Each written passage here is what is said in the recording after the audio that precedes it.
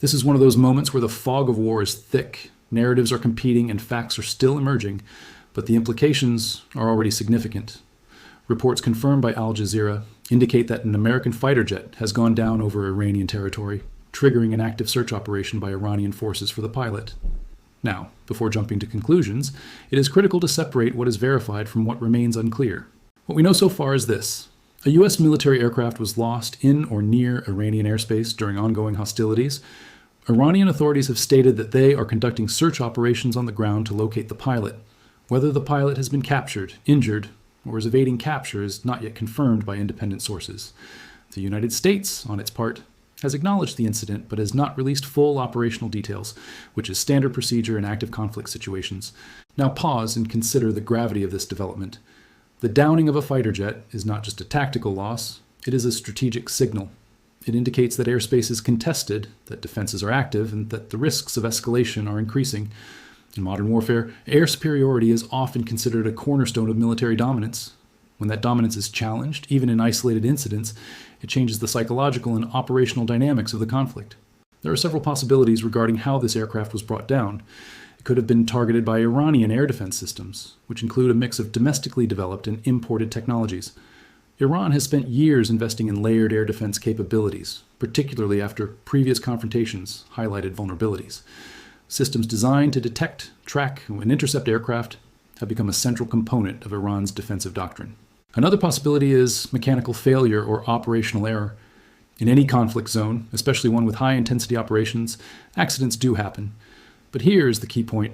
Regardless of the cause, the location of the crash, within or near Iranian-controlled territory, transforms the situation from a technical incident into a geopolitical flashpoint. Because now, the issue is no longer just about the aircraft. It is about the pilot. And in military terms, a downed pilot behind enemy lines represents one of the most sensitive and high-risk scenarios imaginable. If the pilot is captured, it becomes a political and diplomatic issue. If the pilot is missing, it triggers search and rescue operations, which often involve additional aircraft, special forces, and significant risk of further escalation. Let's talk about those search operations. Iranian forces reportedly initiated ground searches in the crash area. This suggests that the wreckage is accessible, or at least within a zone they can control. It also indicates that Iran is moving quickly to secure both the pilot and any potential intelligence from the aircraft itself.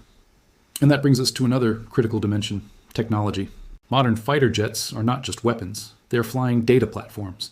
They carry sensitive avionics, communication systems, radar technologies, and sometimes classified software. If any of that falls into the hands of an adversary, it can have long-term implications beyond the immediate conflict. Even damaged wreckage can provide valuable insights. This is why, in many cases, militaries will attempt to destroy or secure downed aircraft to prevent exploitation. Whether such actions are possible in this situation depends entirely on control of the crash site. And right now, that control appears to be contested or leaning toward Iranian forces. Now let's examine the broader strategic implications. This incident occurs within a larger context of escalating tensions between the United States and Iran. Air operations, missile exchanges, and proxy engagements have already pushed the region into a volatile state. The downing of an aircraft adds another layer of complexity, because it introduces a human element into an already tense situation, and human elements are unpredictable. If the pilot is captured, it could lead to negotiations, propaganda battles, or even retaliatory actions. If the pilot is killed, it could escalate public pressure for a stronger response. If the pilot is rescued by U.S. forces, it could involve risky operations that further intensify the conflict. Each scenario carries its own risks. Now let's address the information environment. In situations like this, multiple narratives emerge almost immediately. One side may claim a successful defensive operation, the other may downplay the incident or frame it as a technical issue. Independent verification becomes difficult, especially in real time. This is why it is essential to rely on credible reporting and avoid jumping to conclusions. At this stage, what is confirmed is limited but significant. A U.S. aircraft has been lost. Iran is conducting search operations. The status of the pilot remains uncertain, and the situation is evolving. Now, from a military analysis perspective, this incident highlights several key points. First, the airspace over Iran is highly contested. Any operation within or near that space carries significant risk. This is not an uncontested environment where one side can operate freely. Second, Iran's defensive capabilities are not negligible. Whether or not they directly caused this incident, the fact that such an event occurred within their operational zone reinforces the perception that they can challenge advanced military assets. Third, Escalation thresholds are being tested. Every incident like this pushes the boundaries of what is considered acceptable risk. And over time, those boundaries can shift, sometimes rapidly. Now let's zoom out and look at the geopolitical dimension. The United States and Iran have a long history of tension, marked by periods of direct confrontation and indirect conflict. This incident adds to that history, but it also occurs in a different context, one where regional dynamics are more complex and global stakes are higher. Energy markets, shipping routes, and international alliances are all sensitive to developments in this region. A single incident can ripple outward. Now imagine how this plays out over the next few days.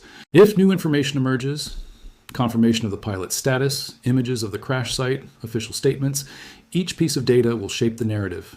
Markets may react, allies may respond, military postures may shift, and public perception will evolve. Because in modern conflict, perception is not secondary, it is central. Now let's address a critical question. Does this incident indicate a turning point? The answer is not definitive, but it is possible. Turning points in conflicts are often identified in hindsight.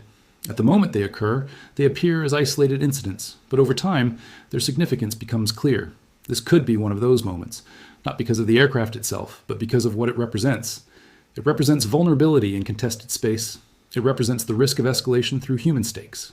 And it represents the fragile balance that currently exists in the region. Now, it is also important to avoid overinterpretation. One incident does not define an entire conflict. Air losses, while serious, are not uncommon in active war zones. What matters is the response. How both sides interpret and react to this event will determine its impact. Will it lead to restraint or retaliation?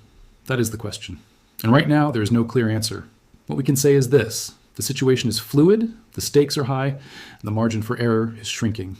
Every decision made in the coming hours and days will carry weight. Because in an environment like this, small events can trigger large consequences. So, as we continue to monitor developments, the focus must remain on verified information, careful analysis, and an understanding that in conflict, clarity often comes slowly. But when it does, it reshapes everything. And this moment, uncertain as it is, may already be doing exactly that.